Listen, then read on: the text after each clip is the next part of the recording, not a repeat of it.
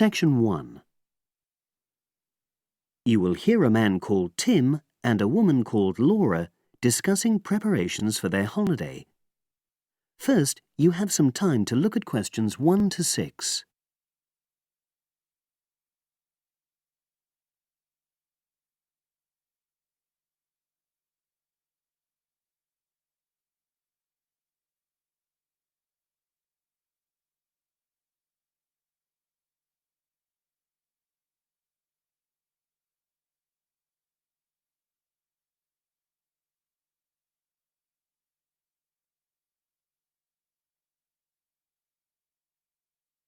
You will see that there is an example which has been done for you. On this occasion only, the conversation relating to this will be played first. Our plane tickets arrived this morning. It reminded me how much there is to do before we go. Let's write everything down, shall we, so we don't forget anything? Yes. And last time we went away, we almost forgot to collect our currency from the bank. So let's start with that. Laura says that they should collect their currency, so currency has been written in the space. Now we shall begin. You should answer the questions as you listen, because you will not hear the recording a second time. Listen carefully and answer questions 1 to 6. Our plane tickets arrived this morning. It reminded me how much there is to do before we go. Let's write everything down, shall we, so we don't forget anything? Yes. And last time we went away, we almost forgot to collect our currency from the bank. So let's start with that. Good thinking. And wasn't there an appointment you said you'd got to cancel? Yes, the hairdresser. Thanks for reminding me. Can you write that down too? The shop will be closed now, but I'll do it first thing on Monday. OK. Then starting on Tuesday, we've got to take the tablets we got from the pharmacy. We really mustn't forget to do that. We're not protected against malaria till we've been taking them for at least 7 days. No, so that's really important. And what about shopping? There's still a few things we've got to buy the next time we're in town. We need some more sunblock, don't we? We've only got that factor 10 stuff. It won't be strong enough. I've already bought that. But what we do still need to get is sunglasses.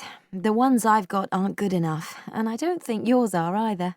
OK, I've noted that down. And I think I'm going to get another bag too, just a small one. We always seem to come back with more things than we take. Should we get an extra lock for our suitcase as well, just in case the one we've got breaks? They don't seem to last long. Yes, they are a bit flimsy. OK, right. Oh yes, and we need an adapter for our electrical things, your hairdryer and my shaver. The plugs on them are bound to be the wrong type. We could get one at the airport. They always have them there. Well, I'd rather get it beforehand, so I'm writing it down. And then I think that's it, isn't it? I think so, as far as shopping's concerned. But we also need to order a taxi to take us to the airport. We should do that well in advance. My sister left it too late and she had to take the train with that huge suitcase of hers. I know, she really struggled with it. Before you hear the rest of the conversation, you have some time to look at questions 7 to 10.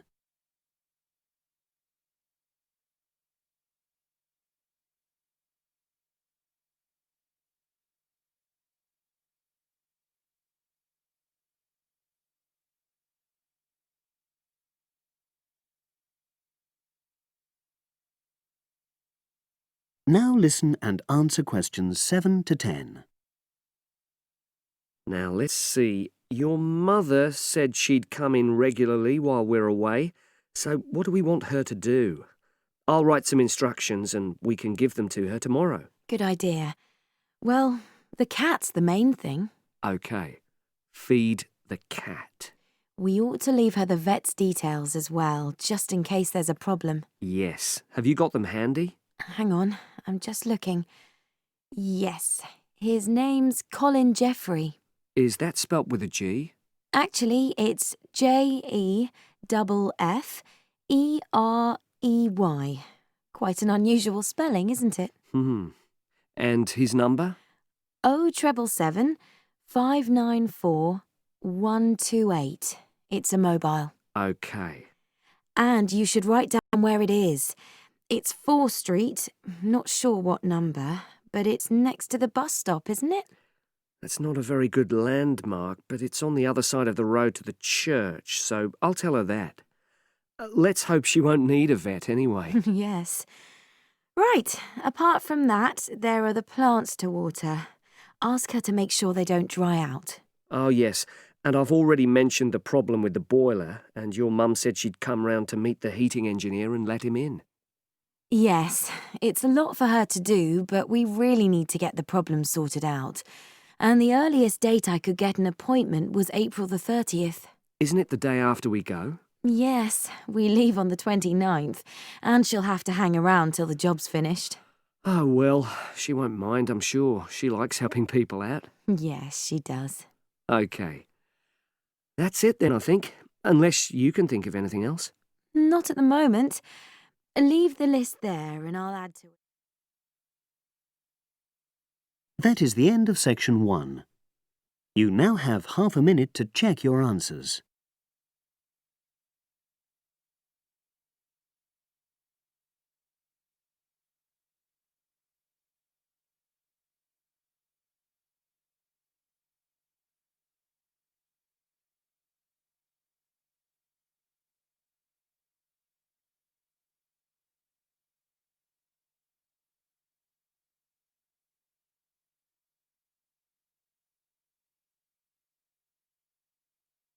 Now turn to section 2. Section 2. You will hear a talk on local radio about a short film festival in the town of Adbourne. Now you have some time to look at questions 11 to 16.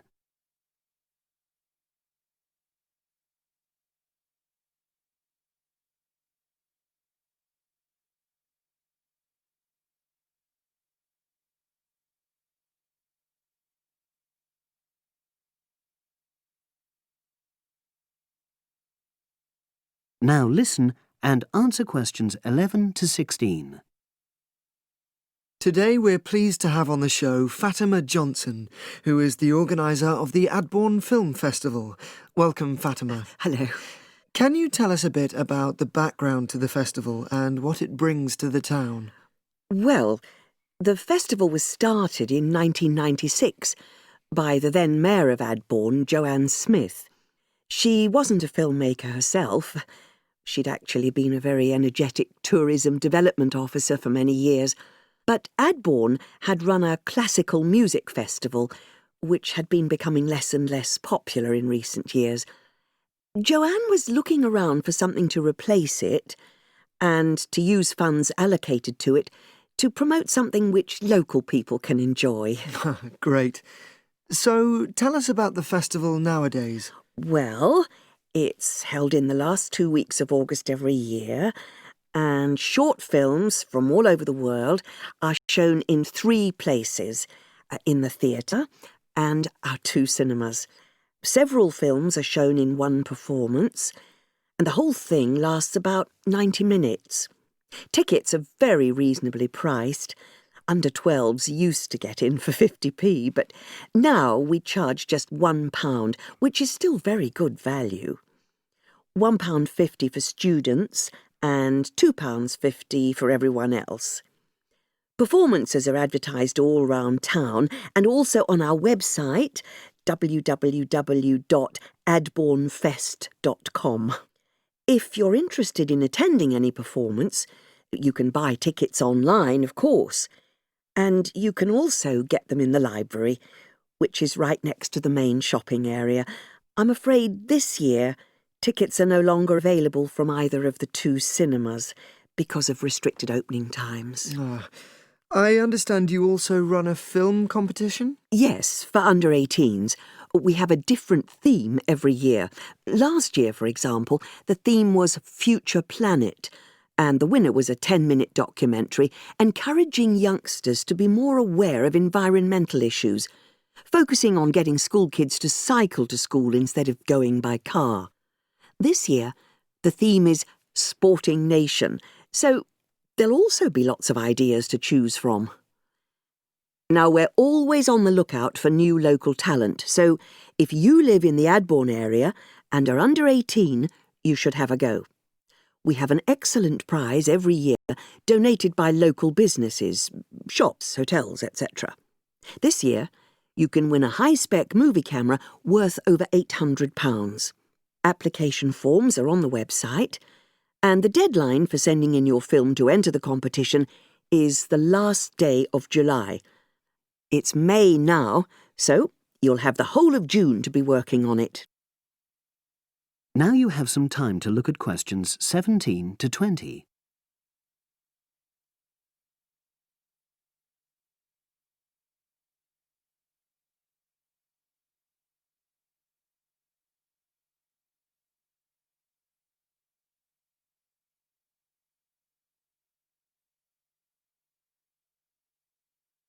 Now listen and answer questions 17 to 20. And what are the judges looking for? Well, although we choose very topical issues like the environment, we're not looking for propaganda, trying to get people to do something. Instead, we're looking for a new angle, a fresh way of looking at a theme. And of course, because it's a short film festival, it's not really about a fully worked story with well-rounded characters. It's more about good photography, conveying things visually. And who judges the films? A panel of 3 people who know a lot about film. We've used the same judges for many years, and we're very happy with their expertise. One thing we probably will change next year, though, is we want to add another class and another prize for older filmmakers. We'll keep it at a maximum of 10 minutes, though. The length works well for our festival. We also want to use different venues for the film shows, such as community centres and at least one school. It might make performances more accessible to a wider audience. We did explore the possibility of having late-night showings, but that's unlikely to happen in the coming year. So, as I say, if anyone's interested in submitting a film for our competition, go onto our website and you'll be able to access everything. That is the end of section 2. You now have half a minute to check your answers.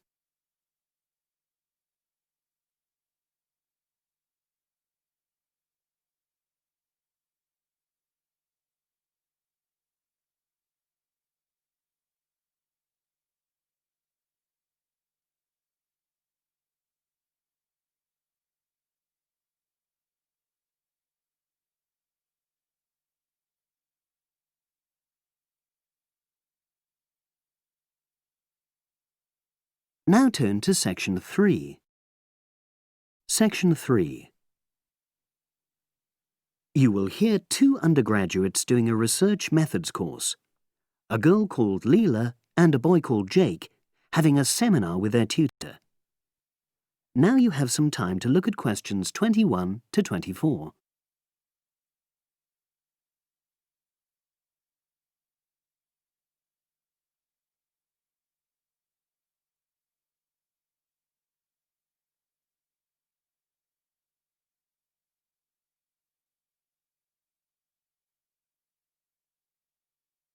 Now listen and answer questions 21 to 24.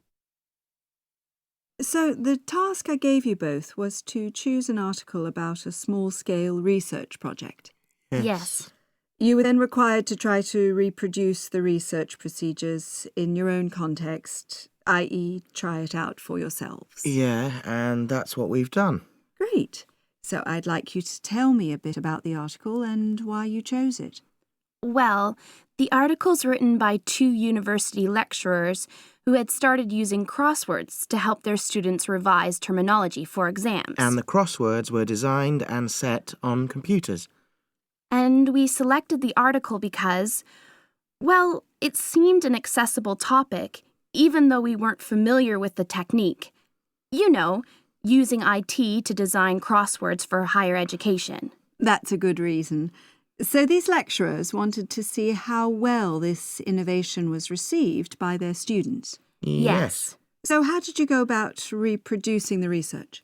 Well, we drew up a list of terms from one of our own modules and designed a crossword for revising these terms. Then we asked our classmates to try out the crossword and give us feedback, their opinions on how they felt about using the technique.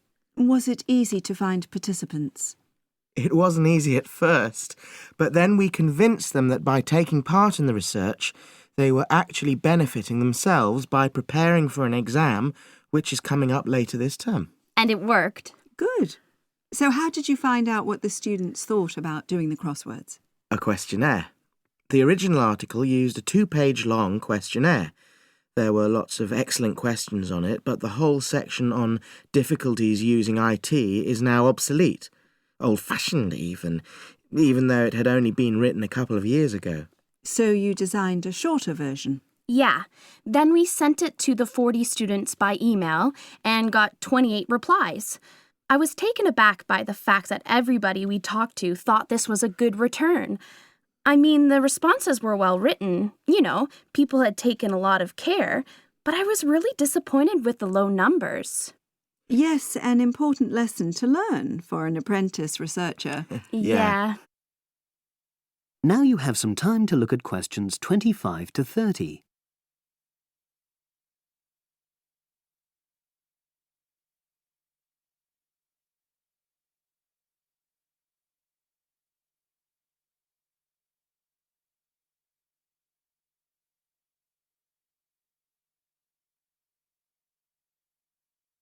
Now listen and answer questions 25 to 30.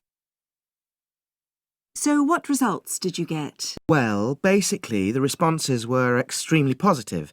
The students said that doing the crossword on a computer helped them really focus on the work in hand and not be distracted, which is something that commonly happens with other ways of doing revision. Yeah, that was really clear. But something that struck me was that having fun hardly featured in their responses, nor did anything to do with spelling of hard words, which I thought would be an obvious benefit. No? Okay. Respondents also said that doing the crossword hadn't really increased their general motivation to study, but that it had highlighted the gaps in their memory so they knew what further work was necessary. Right. So how did your findings tally with those of the original researchers? There were lots of similarities, but... There were probably two main differences. We found that more males than females liked the technique, whereas the original study found the reverse. Also, our respondents said they wouldn't mind doing a crossword as a final official exam, whereas in the original study, students said they would hate doing it even if it meant having a shorter test. But of course, both sets of respondents said they'd be interested in doing more crosswords for informal purposes, revision, and so forth. Right. So let's have a think about the whole project and what you've learned from doing it. Well, it was very time-consuming. Yeah, and I don't think we managed that aspect very well.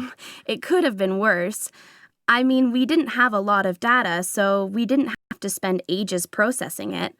And of course, we'd already done a course on numerical data processing, so there wasn't much new there. Yeah, that's true.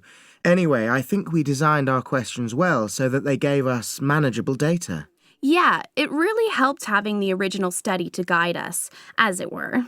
And that helped us to see what a good research instrument is. What a good questionnaire should be like. Absolutely. We got a lot from that. But when we were writing up the project, I'm not sure whether we'll know how to acknowledge the work of the original study.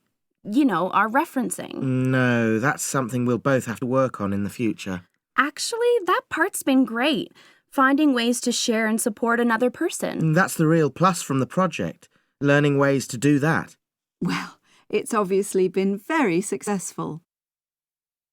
That is the end of section 3. You now have half a minute to check your answers.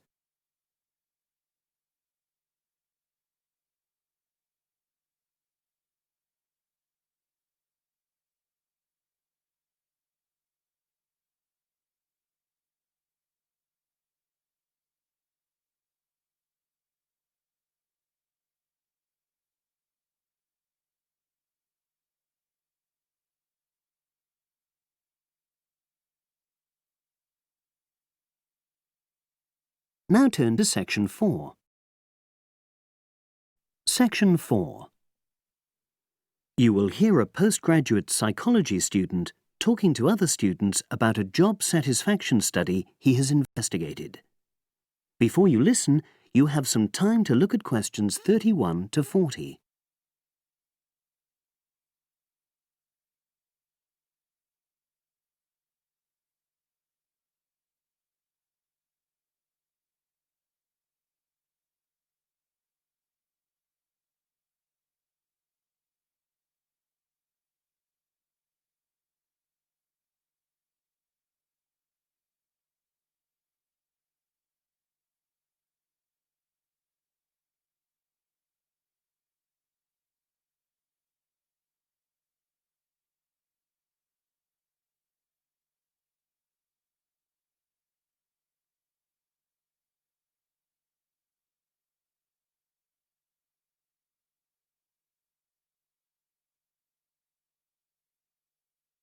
Now listen and answer questions 31 to 40. Good morning, everyone. For my presentation today, I'm going to report on an assignment that I did recently. My brief was to analyze the methods used in a small study about job satisfaction, and then to make recommendations for future studies of a similar kind. The study that I looked at had investigated the relationship between differences in gender and differences in working hours and levels of job satisfaction amongst workers. For this purpose, employees at a call center had been asked to complete a questionnaire about their work. I'll summarize the findings of that study briefly now. First of all, female full-time workers reported slightly higher levels of job satisfaction than male full-time workers. Secondly, female part-time workers reported slightly higher levels of satisfaction than female full-time ones did. On the other hand, male part-time workers experienced slightly less job satisfaction than male full-time workers. But although these results seemed interesting and capable of being explained, perhaps the most important thing to mention here is that in statistical terms, they were inconclusive. Personally, I was surprised that the findings hadn't been more definite, because I would have expected to find that men and women, as well as full and part-time workers, would experience different levels of satisfaction. So I then looked more carefully at the methodology employed by the researchers to see where there may have been problems. This is what I found. First of all, the size of the sample was probably too small. The overall total of workers who took part in the survey was 223, which sounds quite a lot. They had to be divided up into subgroups. Also, the numbers in the different subgroups were unequal. For example, there were 154 workers in the full-time group, but only 69 in the part-time group. And amongst this part-time group, only 10 were male, compared to 59 who were female. Secondly, although quite a large number of people had been asked to take part in the survey, the response was disappointingly low. A lot of them just ignored the invitation. And workers who did respond may have differed in important respects from those who didn't. Thirdly, as the questionnaires had been posted to the call center for distribution, the researchers had had very limited control over the conditions in which participants completed them. For instance, their responses to questions may have been influenced by the views of their colleagues. All these problems may have biased the results. In the last part of my assignment, I made recommendations for a similar study, attempting to remove the problems that I've just mentioned.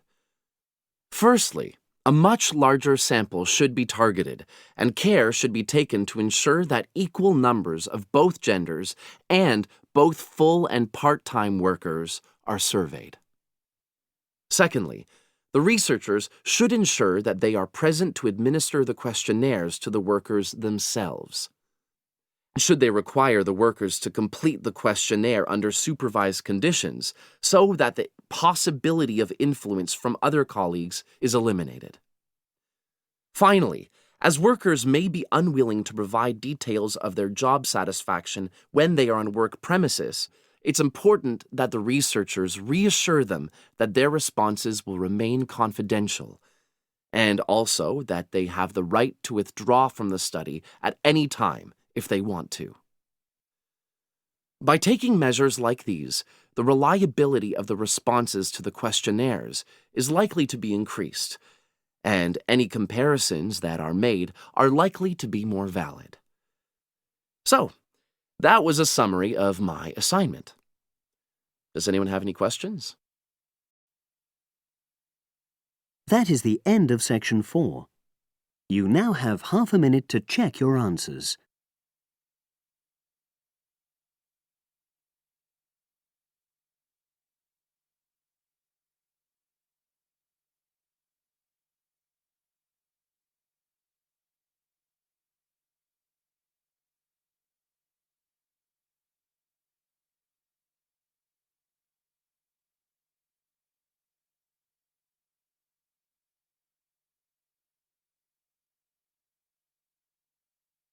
That is the end of the listening test. You now have 10 minutes to transfer your answers to the separate answer sheet.